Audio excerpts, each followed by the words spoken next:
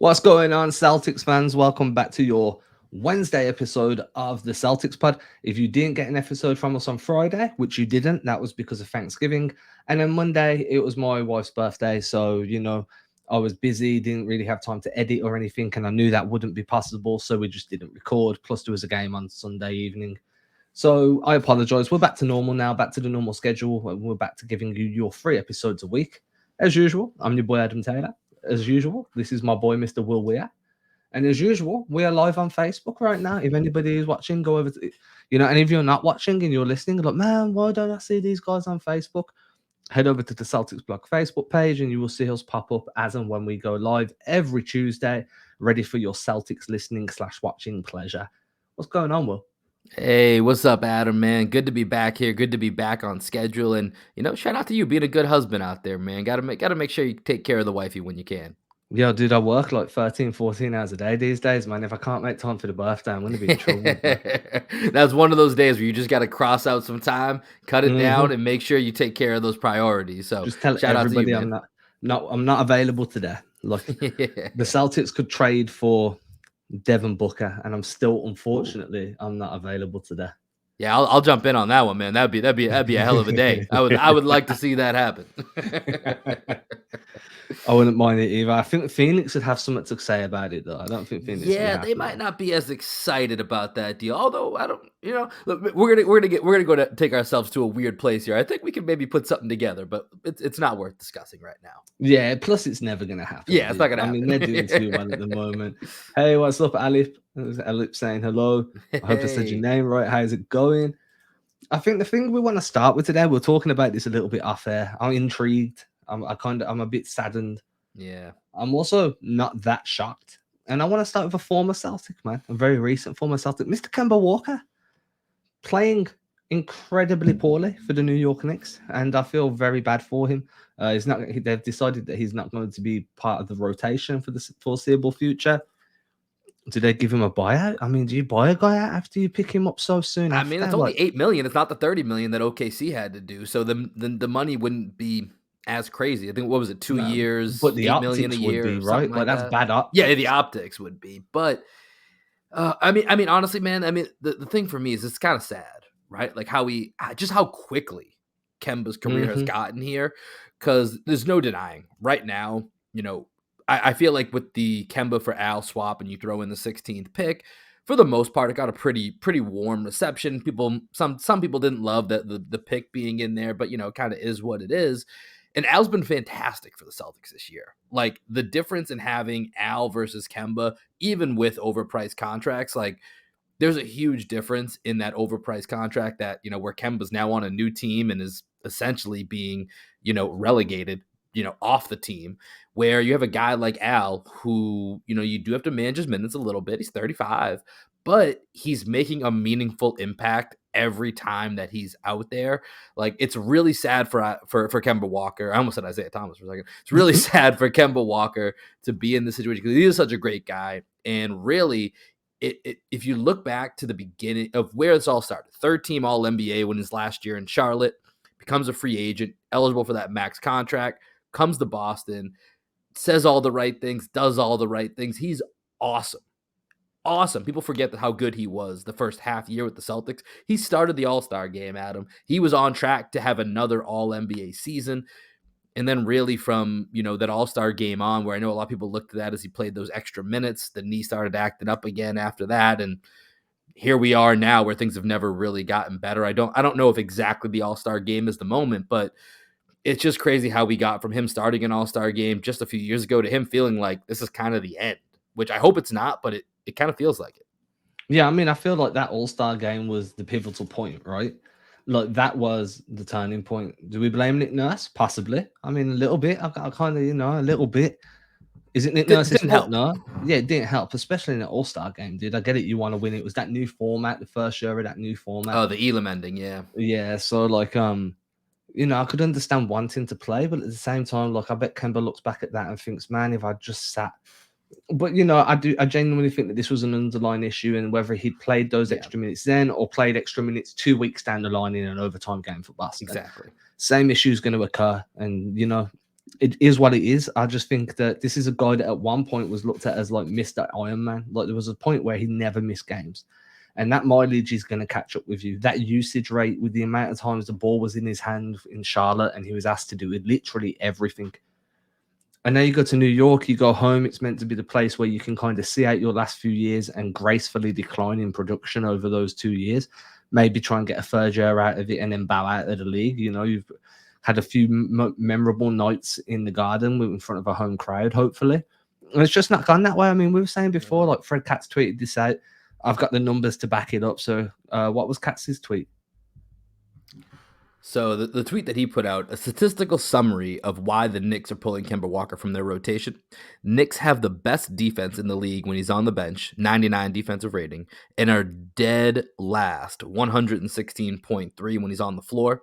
And they are 27th in offense with him playing and 9th in offense without him.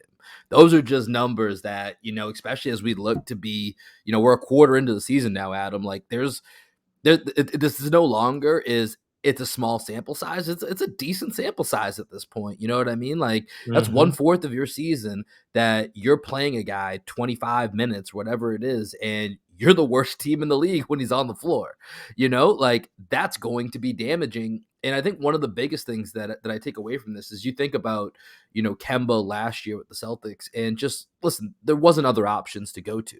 That's not the case in New York. Their bench has been awesome. They have had one of the best benches in the league. You saw Alec Burks is moving into the starting lineup, and then you factor in you have Derrick Rose and Emmanuel Quickly right there behind you to go ahead and take on some more of that additional responsibility. And I know I have a lot of Nick friends in my life, and they want to see more Quickly. Quickly's the guy that is closing a lot of the games for the Knicks as is. So they have the ability to be able to move on, something Celtics couldn't do last year. And it was really trying to make an unsolvable situation as best as you possibly could. But the Knicks have a move, and unfortunately for Kemba, it looks like that could be it. Yeah, I mean, let's just look at these numbers a little bit deeper. So, non-garbage time, we'll use cleaning the glass, and then we'll move on to some Celtics related stuff. I've got some Celtics related stuff for you too. Non-garbage time, cleaning the glass, 441 minutes played. So that's a very considerable. Most statistics run on a per 100 possession basis. There's guaranteed you're going to have at least 100 possessions at this point. When Kemba Walker is on the floor, the Knicks score 9 points less than when he's off the floor.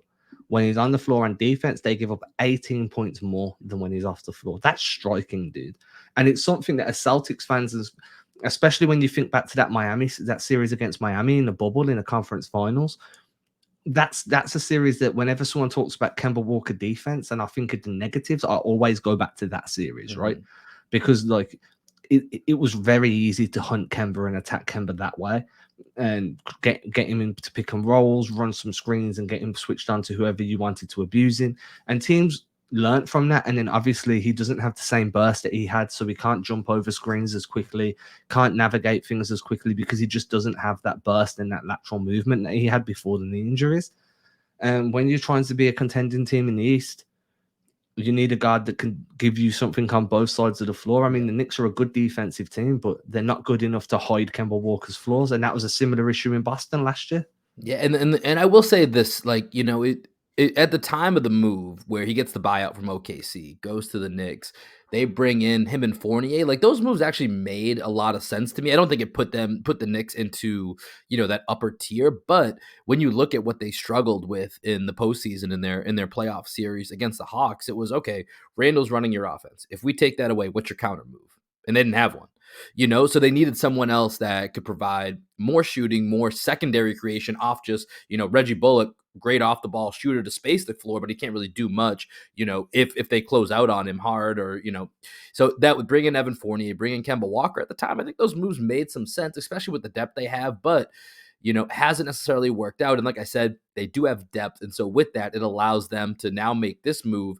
And the Knicks find themselves right in the middle with the Celtics. It's crazy, Adam. If you look around the NBA, it feels like, and this is a little bit hyperbolic, but not too far off, just about, half the league is either 500 or on one side or the other of almost being 500. And, the Knicks are just about, I think they're 11-9 right now. So they're just outside of that. So, I mean, the whole league is right there kind of up for grabs. And so For the Knicks, I think this is a move for them where they're like, we got to find a way to separate ourselves, and this is the way they're choosing to do it. And it's unfortunately moving on from Kemba Walker. I mean, I think the next thing is like you say it's kind of it doesn't make any sense, right? Like there's some things in the league at the moment that just aren't making sense. The Phoenix Suns on a 15-game unbeaten streak. I think they're good. I think they're a really good team. Winning 15 on the bounce, that doesn't make sense to me. I mean, they're a really, really good team, but 15 Yeah. games is a lot, dude. The Warriors and Steph Curry, the way Steph's playing at the moment, that makes sense, but it's still nonsensical that the Does Warriors it? are 8. I mean, here's the thing. I would think that for me, even the Warriors, like for me, maybe if they were doing this after Christmas and Clay had come back, but Mhm. for them to be this good before Clay has even come back, that actually even surprises me a little bit too. James Harden not playing great. Yep. That doesn't make sense to me. But the number one thing that doesn't make sense to me right now, that has no sense to it whatsoever, I'm calling it the nonsensical, the linear nonsensicality. That's what we've gone through. We've gone from base nonsensicality all the way up to number one, Grant Williams being at a 50-40-90. I think that that's to me the most nonsensical thing. That like if I told you in the first round of the playoffs, so when Boston was struggling against Brooklyn, if I said to you, "Well, don't worry, man, because 6 months down the line, Grant Williams is going to be one of your saving grace players. He's going to be averaging a 50-40-90 primarily off the bench, and he's going to be looking good on defense and offense while doing it." You would have said, "Dude, we can't record this podcast no more." I You would know have what I had mean? you drug tested like Adam Silver does. It's for real, dude. Like, and then you fast forward 6 months, and if I'd said that, I would have been looked at as a mastermind. People would want the lottery numbers from me, like because nobody saw this coming. And here we Nobody. are, 86% at the rim, dude. That's his conversion rate at the rim right now. 86% at the rim, 51% from the corner, 44% from free, like all of free, Yeah. 44%. I just think, man, a lot of us were wrong on Grant Williams this time last year. A lot of us. Everybody was. And I feel really great for Grant because Grant's been a high IQ guy. It just hasn't necessarily always clicked. And this year, he's in better shape. He's knocking down the right shots, and he's making a lot of us that gave him probably too much crap last year for him being in his second year. It's a weird COVID season, and our other host here, Greg, always says if you look to the end of the bubble, Grant Williams had a lot of promise, and that was part of what hurt him last year.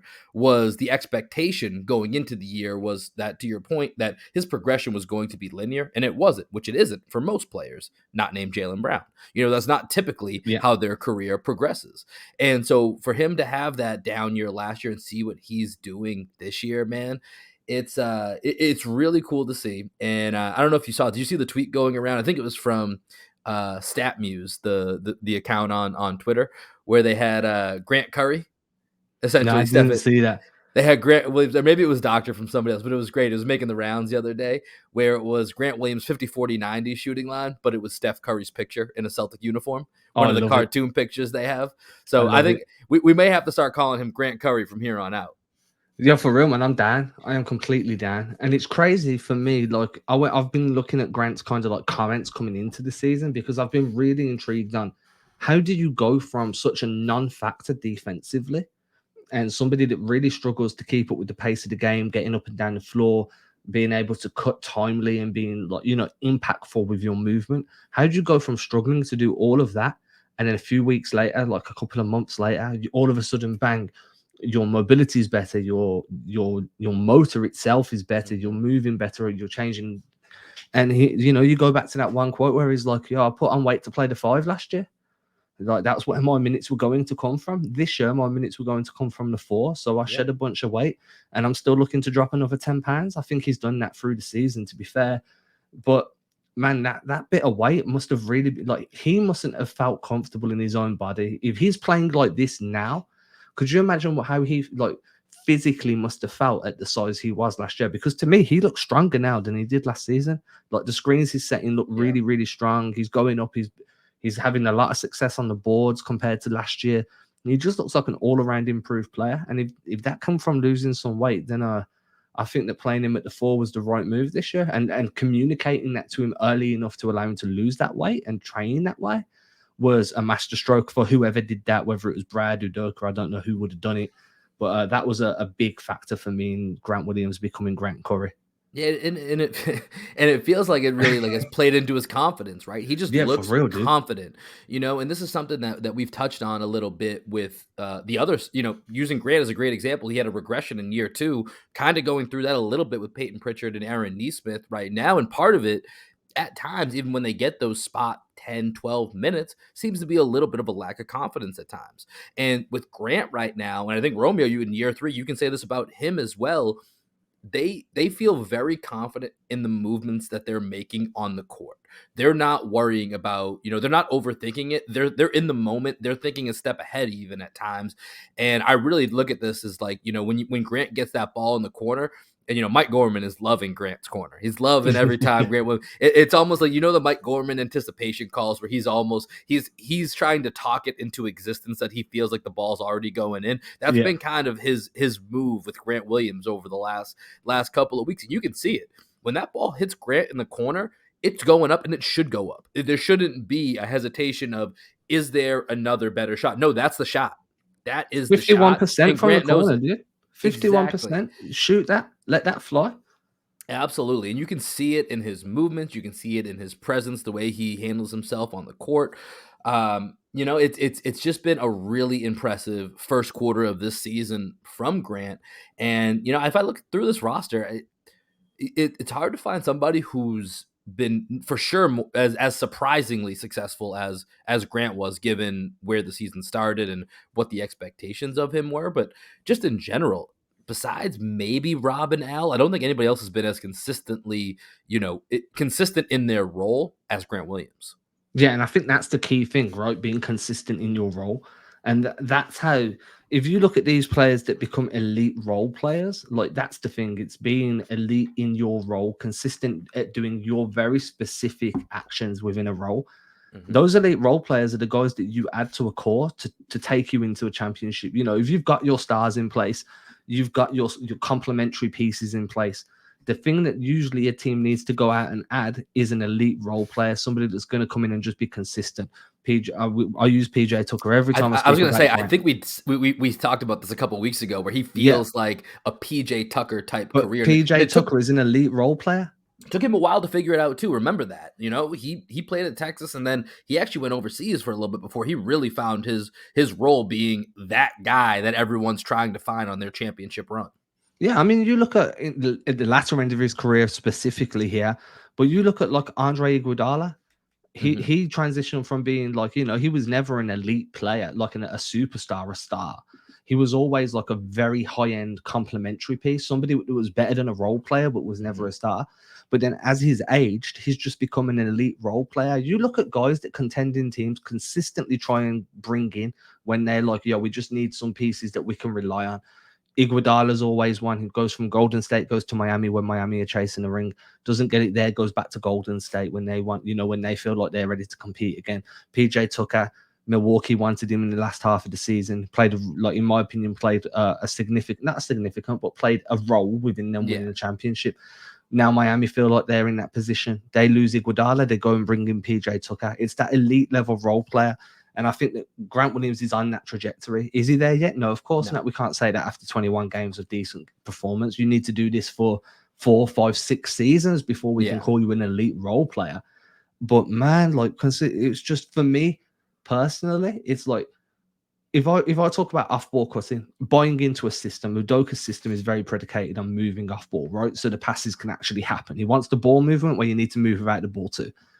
The 3 best off-ball cutters right now are Romeo Langford, Grant Williams, and Josh Richardson, in my opinion. I think those 3 are the 3 most active guys at off-ball.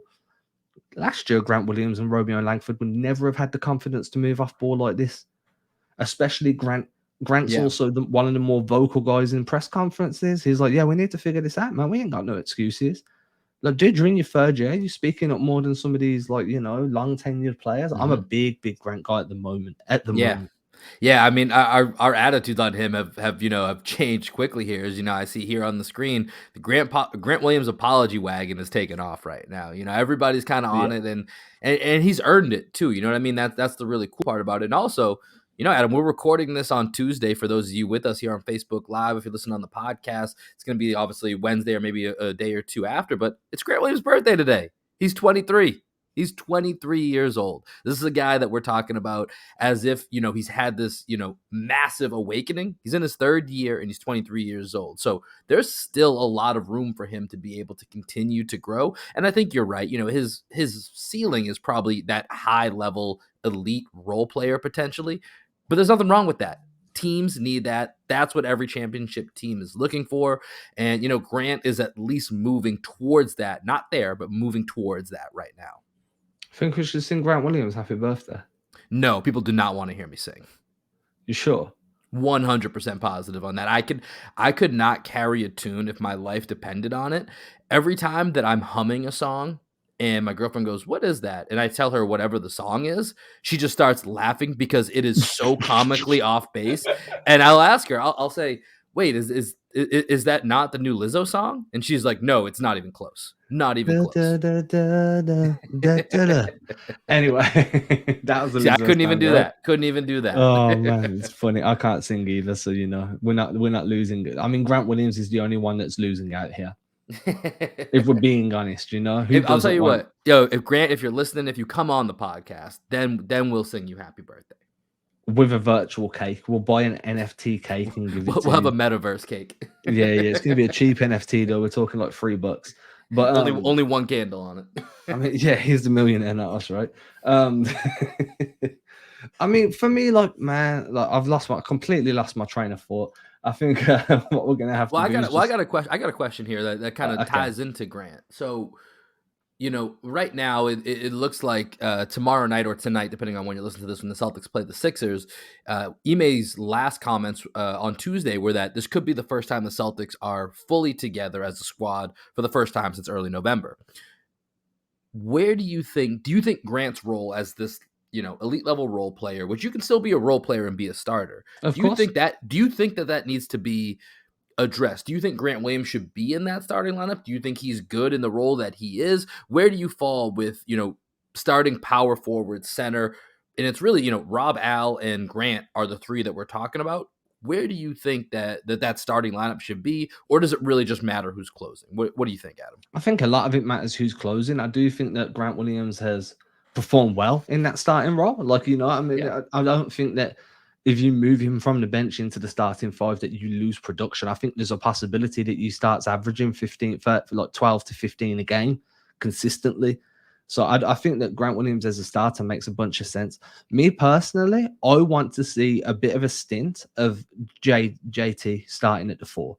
Like, I just feel like he's far more effective starting against 4s. He can use his quickness a little bit more, get guys on his hip a little bit easier than when he's going up against 3s that are usually more shifty, have a bit more mobility. And then I'd like to see it be like JT is your 4, and then Grant Williams backs up JT. Or when Grant Williams comes in, that's when you slide JT down to the 3. I'd like Rob and Al to be interchangeable more. And I like Rob and Al together. I love the horn sets that they've run. But I just think that Rob and Al both have reasons for you to need to manage their minutes. Al's getting on in age. In my opinion, you're going to want him fresher later in the season than what you do now. Robert Williams is missing games yet again, so you're going to want to take care of his health as well. So not running them together and kind of having them stagger between each other and then using Cantor to kind of give these guys a break if they need it. That makes a ton of sense to me. I think this 2 big lineup, in theory, works great. Defensively, it's obviously working. But at the same time, it's kind of putting a lot of mileage on guys that really could you do without the mileage this early in the season. So maybe moving JT up to the 4 will get him going, because I always feel like he plays better. He spent most of his time at the 4 last season. And I think that, moving him back to a position where I think he looks more comfortable makes a bunch of sense. And then, if you want to slow Grant Williams in next to JT, you can just move JT back down after he's got going, and then you're good to go. So before I kind of add on to that, if you were to slide JT up to the 4, start Al or Rob, I don't think in your mind it necessarily matters which one you start. Start one of them. Who enters the starting lineup? Are you then going I'm assuming Smart and JB are there. Who's that fifth guy? Is it Schroeder? Is it Romeo? Is it Josh Richardson? Yeah, Where I would mean, you I go? think Romeo's got a case to be a starter for the defense, right? Like if you move JT Maybe up for the to the four, shooting too, to be honest. yeah, to be honest, I think if you move JT up to the four, then adding an extra wing defender makes a ton of sense.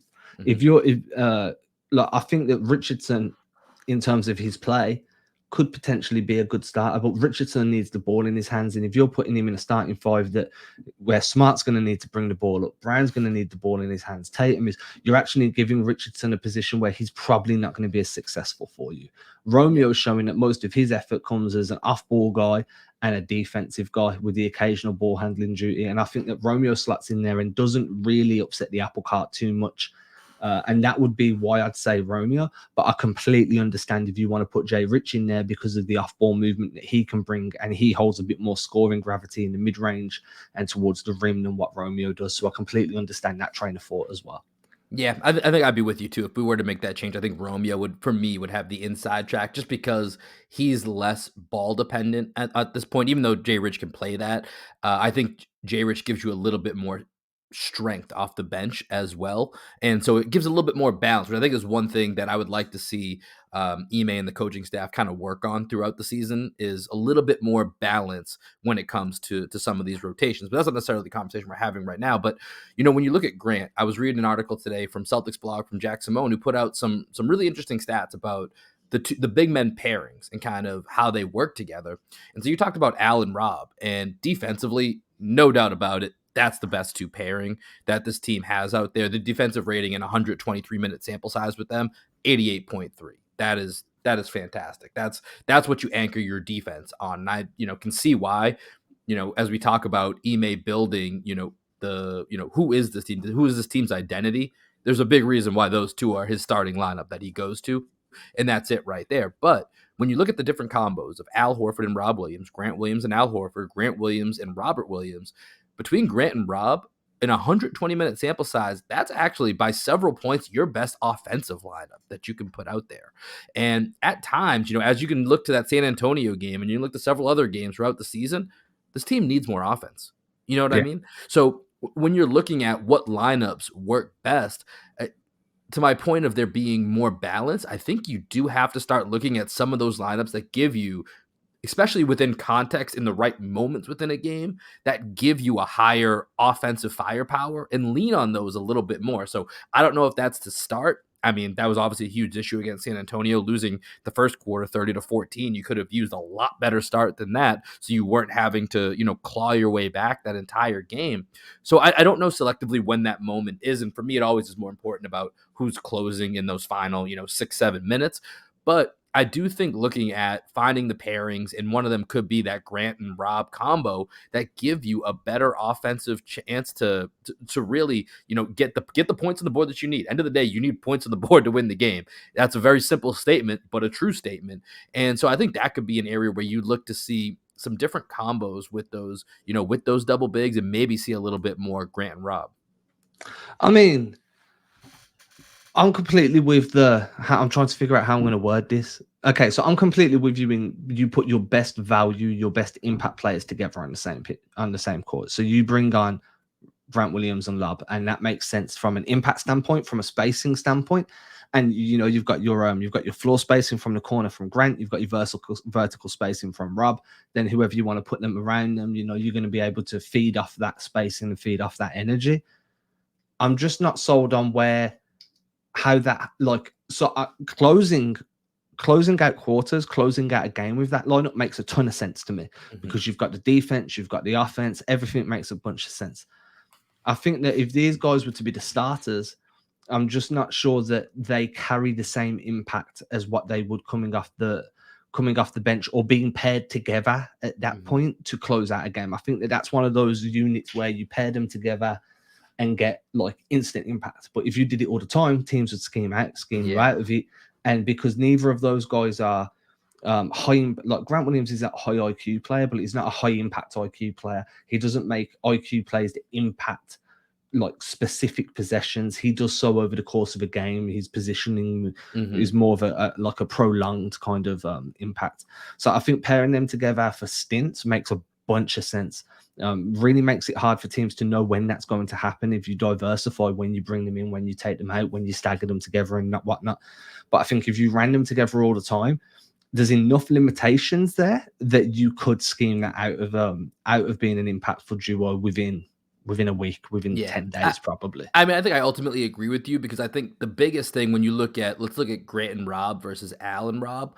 I mean, the biggest thing is that because Grant is actually shooting the three ball so well, he's doing what you were hoping in theory is kind of the same thing with even, even more diversity from Al Horford that you would get, but he's shooting Yeah. under 30% from three. So that's the reason that their offensive rating is not as high. But in theory, they have higher potential on both sides of the ball if Al was shooting a higher percentage.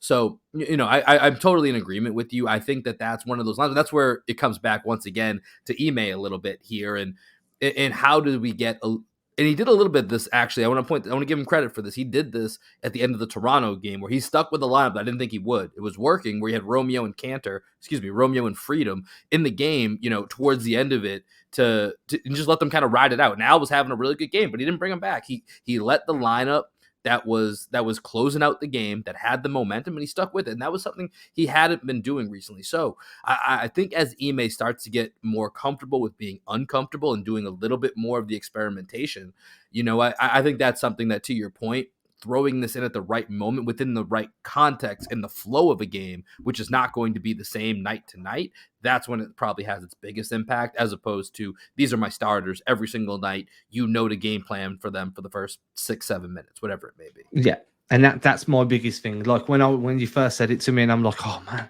I've had to look away to try and think, like, how do I word it? Like, because I genuinely believe that these two guys working together Yeah. at very specific times will be hugely impactful. But I do think that, there's enough limitations there just to scheme them out of it. We've got a comment on Facebook. I'm going to read it out. Yeah. Just because, it's about trades and people love the trade talk, and then we'll move into our Fire final up the topic. trade machine. What do we got, John? So we got John Lyle. So if anybody was listening to a podcast about 2 weeks ago that we did on Facebook, John was interacting with us then. So while up, John, hope you're doing well. I'm just going to skim the first bit and just get straight to the bit where you actually talk about trades. Odds we sell high on Schroeder in a package for De'Aaron Fox, or I'm assuming that's DeJounte Murray. Yeah, it is because he says it higher up. My opinion on this, just to be quite blunt, is neither are going to happen. I think you've got a better chance of trading for DeJounte Murray. I think that the Spurs know that they need to rebuild, and they've kind of positioning themselves to do that as and when Greg Popovich decides to call it a day. But they're going to want youth. You don't rebuild by trading for a guy that's got 6 months, 7 months left on a contract. You do it by trading for an Aaron Neesmith or a Grant Williams or a Romeo Langford and a couple of picks. I think DeJounte Murray would be a big upgrade. De'Aaron Fox for Schroeder, I think, is just in nonsensical in any world. You're talking about one of the best young point guards in the league, top 5 young guards in the league, I'd say. Would you say is a top 5 young guard? I think I like Top the Aaron 6, Fox. I top think it's a 7? little. I mean, there's a lot of good guards in this league. Yeah. Let's just say top 10 because we could spend all day trying to hash it out if he's Yeah. 7, And I mean, 8, young, 9, or yeah, 10. but look, Yeah. 24 or under or whatever. Yeah. Okay. In that case, he's probably top 5. Yeah. Yeah, like, so I just think that, no one's going to sell high, but bringing Schroeder again on 6-7 months left for the Yeah. Aaron Fox, it just doesn't make sense to me. Yeah, I mean, I think Schroeder's interesting. I think there was a report a couple of weeks ago that maybe there's a chance that him and the Celtics may even looking ahead already to the offseason, that there may be some interest in trying to work something out, which I'm not necessarily against. We'll see what happens. But, Schroeder as a trade piece, I actually don't really see him as much of a trade piece for the Celtics this year, unless we fall out. If we fall out to a point where we're like, you know what? This year just isn't happening. Maybe there's an injury that happens down the line before the trade deadline, and they're just trying to recoup value and get some additional assets for the future because they know this year we can't make a run with Schroeder and we don't see him being a part long term. I just don't see Schroeder as a guy that's likely to be moved, in my opinion. And then when you look at the guys that are mentioned, I just don't think he's in their category for many reasons, just given the age differences, given the contracts that they have. Like, when you look at DeJounte Murray, he just almost put up a 30 spot against us, the other night. I think he even probably has a little bit too much value because of his age, and especially with Schroeder's contract. That I don't see why the Spurs would be intrigued in that particular match. I think once again, I think we talked about it at one point last year. The Spurs are in a rebuild, so it's hard to justify trading Murray for a guy like maybe Marcus Smart or something, but that would make more sense in a vacuum. But I don't think that trade's happening either. And then to De'Aaron Fox, if you're the Kings, you might need to move off one of those guards, and maybe it is De'Aaron Fox, but I think you're just fishing in a whole way bigger pond than Dennis Schroeder as far as a return goes. You're looking for something that's going to be quite a bit more expensive than Dennis Schroeder. Yeah, quite a little bit more. You're going into a Michelin star restaurant rather than a fast food or a standard like 5-star Yelp review. You know what I mean? I think the one thing I will say on this just before we move on is like the only way I could see Schroeder being moved is if a team like San Antonio were like, hey, we want a young piece or two, but we also want to bring in Schroeder to replace DeJounte Murray to stay kind of competitive to appease Popovich during his final year, or you know what I mean? And then you're like, well, I'm getting DeJounte Murray, and DeJounte Murray is actually good, and Dennis Schroeder is good, but Dennis Schroeder's not good here after this year, pretty much. So I'm going to do that and bring in DeJounte Murray, add some size, add some penetration and playmaking, and then I'd do it. John, we are going to move on, John, but I will just say, I'll just bring up your question here. Fox Murray wouldn't be straight up, Smart or others involved. That's fair. You could understand that. Warriors could use Schroeder and Nuggets, Mavs for Brunson. I like Jalen Brunson, but again, the thing with Schroeder is for me, and I'll just end it on this. I think that it's going to be very hard to move on off from him without including other pieces for anybody, simply because of how short that contract is. Unless a team's hitting the reset button and they're just looking for a way to free up cap space themselves next year. But Schroeder's cap hit's so minimal anyway that it doesn't, it doesn't make a huge dent. It just contextually, it's a hard contract to move for the reasons that you mentioned. And then I think for the Celtics, unless they're kind of waving the white flag, it's going to be hard for them to have a reason to do it. Because for the other, it's just, it's a tough move to make. Let's just leave it at that. Yeah, it's got to be we're going to talk ourselves in circles if we keep going. It has to be because he's a throw-in for a bigger deal. That's the only way I can see it making sense. Yeah. Okay, so the last thing we want to hit on before we go is Jaylen Brown. Jaylen Brown's returned. Hasn't looked great, in my opinion. I think, to be honest with you, he's one of the Celtics I haven't been the most impressed with recently. Even before he went down injured, I think that I've been very big on watching who's moving the ball, who's looking for playmaking, who's looking for their own shot, who's driving too much. I just think Jaylen Brown's doing a little bit too much right now. I feel like there are times where he's showing that selfish streak that Marcus Smart spoke about after that Chicago game. And I think Tatum seems to have turned the corner. Tatum had a real poor shooting night against Toronto, still ended up with, 10 assists? 10 assists, yeah. It was a season high. I don't know if it was a career high. Season high for sure, though. Yeah, but he found a way to impact winning. Jaylen Brown, on the other hand, was very much, hey, I'm going to force a few drives, try and force a few gets to the basket, see if I can get myself going. And Udoka spoke about that the day before. And, I've got some concerns about JB. I've been kind of keeping this to myself, but I'm at the point where, hey, if you believe in it, you should stand in it, right? I'm not saying it for hot take reasons, but, you've got long-term knee tendinopathy. You've got a recurring hamstring injury. You've got airs of calling your own number. I won't call it selfishness because obviously that's an accusation, and I don't think he's selfish. I think that he calls his own number and he feels he needs to get hot early. But with those long-term injuries and that, I just feel like Brown's got a long way to go to get back to the player we saw against New York that dropped 40 points. And it's tough because I think he made that first impression with that game, and then I think he dropped 30 against Charlotte, had a couple other 28, 30-point games before he went out with that initial injury. And honestly, especially when you counterpose that with Jason Tatum's struggles at the beginning, you were like, man, JB's that missing piece. He was on fire, and the way he's come back, it's been a little bit slow. It feels like he's not necessarily attacking the rim with the same ferocity that he was at the very beginning of the season, which is something that he had talked about in a preseason article. I can't remember with who that was with. I want to say it was Gary Washburn, but I could be off on that. Apologies. But I know that it's something he had talked about was attacking the rim more early in the season. And so, as he comes back, it feels like he's still feeling it out. And to your point, the drives where he's drawing two, but then not finding the open guy, it felt very apparent in that Toronto game. And Toronto has a lot of wings that work very well together. They were shorthanded, and that was a big reason why the Celtics came away with that victory. But it felt like, especially late, there were a lot of opportunities where he might be driving from the wing, and you could even tell that it may even be Jason Tatum's guy that is, maybe it was Scotty Barnes, where he's almost sagging down into the middle of the lane because he doesn't expect Jaylen Brown to make that pass. And there is that pass there for him, whether it's a skip pass, whether it's sometimes just making that next pass to your left or to your right. Some of those passes are there, and JB needs to start seeing them. Maybe he's getting his legs back under him. It was really impressive what he did going back to the New York outing, where he came right back from COVID and then played a double overtime game, dropped 46 in the Garden, opening night, ESPN, all the lights, all of that. And then for him to come back now, and the hamstring injury is a scary one, man. It just is, because it lingers until you really have time off and you just shut it down. It's kind of lingering, and it's in the back of your mind. Just like we talk about Grant's a little bit more confident in his body. Right now, maybe there's, and I don't like to be this, pretend doctor, because I'm certainly not.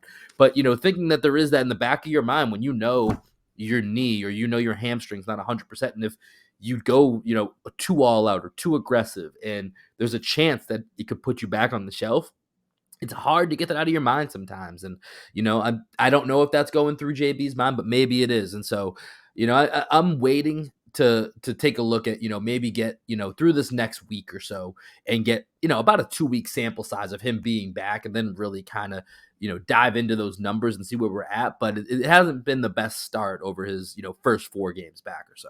Yeah, I think that you're fair. I think you're being fair. I think that there's a point where an opinion can be based on hyperbole. Like you're a bit hyperbolic on your opinions, especially with, like, this is me I'm talking about here. Especially when there's been a lot of talk about a very certain aspect of play, and then you see Brown play the opposite to the way the talk has been said. My biggest concern at the minute is, we started this podcast talking about Kemba Walker, who has knee issues. Previous to Kemba Walker, Thought about him in my head as I was giving some of that answer. Yep, it's Kyrie Irving, knee issues. Gordon Hayward was a foot, so we can ignore Gordon Hayward. Now it's Jaylen Brown, knee issues, and it's just like, man, I don't want Jaylen Brown to not reach the potential that Jaylen Brown's got, right? But I also think that for that to happen, they need to take a bit of usage off Jaylen Brown this year to let that hammy recover, to kind of keep, and I think that's just going to be the way it is for Jaylen now. Just keep that usage rate low as you can while still being competitive, so that you've got him there all the way through the playoffs. Because the way things are at the moment, I've just got a sneaking suspicion you don't have Jaylen in the playoffs, and that'll be the second year in a row where that happens. And then at that point, do you have to start looking at making a move? And I think that a lot of that will come down to how they manage his fitness between now and the end of the season. Yeah, I mean, I totally agree with you in the sense that this is a long-term play, not a short-term play. Like, you have to think about Jaylen and where he's at and his health and all of that, with a long-term view. But that question of the Jays and their fit, and I'm not even really ready to have this full discussion yet. Oh, for sure, me neither. Because for me, but it's something that people do bring up, I think, preemptively. And I don't want to say they're wrong, because they're not wrong. I think it's early, but I do think it's something that it's creeping in the background, that discussion that needs to be had and will be had at some point. It's a future date. It's down the line. It's not there yet. But I think for me, a big part of this year, and then compiling whatever happens this year, we still have 60-something games left, so there's still plenty of time.